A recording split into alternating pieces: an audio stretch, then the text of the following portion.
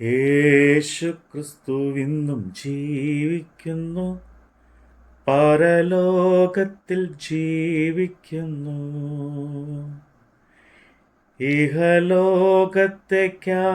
അവൻ വീണ്ടും വരും, രാജരാജനായി വാണിടുവാൻ. ഹല്ലേലൂയ, ജയം ഹല്ലേലൂയ, യേശു കർത്താവ് ജീവിക്കുന്നു. ഹല്ലേലൂയ, ജയം ഹല്ലേലൂയ, യേശു കർത്താവ് ജീവിക്കുന്നു. അപ്പോസ്തലനായ പൗലോസ് തീമത്തിയോസിന് എഴുതിയ 1 ലേഖനം, അധ്യായം 2. എന്നാൽ സകല മനുഷ്യർക്കും നാം സർവഭക്തിയോടും ഘനത്തോടും കൂടെ സാവധാനതയും സ്വസ്ഥതയുമുള്ള ജീവനം കഴിക്കേണ്ടതിന്, വിശേഷാൽ രാജാക്കന്മാർക്കും സകല അധികാരസ്ഥർക്കും വേണ്ടി യാചനയും പ്രാർത്ഥനയും പക്ഷപാതവും സ്തോത്രവും ചെയ്യണം എന്ന് ഞാൻ സകലത്തിനും മുമ്പേ പ്രബോധിപ്പിക്കുന്നു. അത് നമ്മുടെ രക്ഷിതാവായ ദൈവത്തിൻ്റെ സന്നിധിയിൽ വല്ലതും പ്രസാദകരവും ആകുന്നു, നല്ലതും പ്രസാദകരവും ആകുന്നു.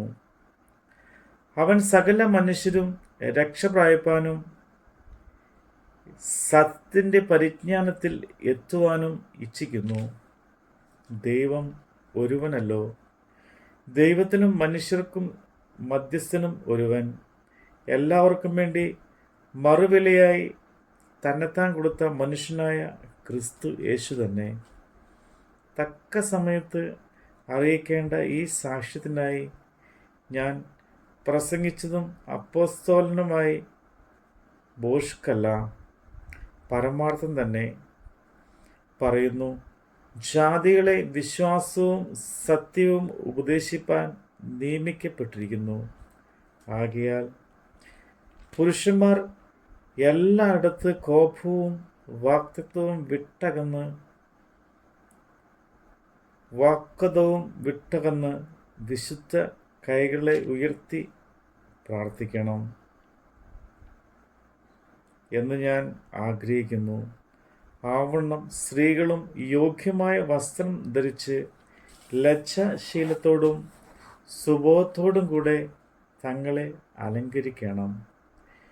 പിന്നിയ തലമുടി, പൊന്ന്, മുത്ത്, വിലയേറിയ വസ്ത്രം എന്നിവ കൊണ്ടല്ല, ദൈവഭക്തിയെ സ്വീകരിക്കുന്ന സ്ത്രീകൾക്ക് ഉചിതമാകവണ്ണം പ്രവൃത്തികളെ കൊണ്ടത്രേ അലങ്കരിക്കേണ്ടത്.